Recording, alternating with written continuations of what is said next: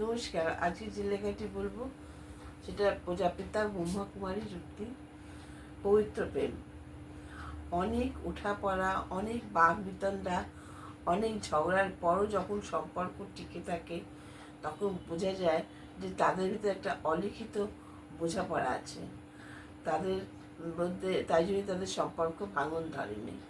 তাদের ভিতরে একটা পবিত্র প্রেম তৈরি হয়েছে।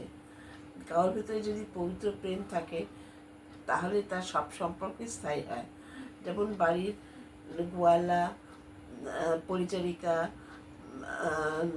ধোপ্পা বা বাড়ির চারপাশে যে প্রতিবেশী বা বাড়ির সদস্য, সবার সাথেই তার সম্পর্ক স্থায়ী।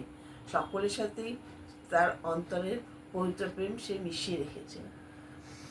দেখা যায় তার শিক্ষক এবং তার গুরুজনরাও তাকে খুব ভালোবাসে। স্থায়ী সম্পর্কের ভিত্তিই হচ্ছে পবিত্র প্রেম।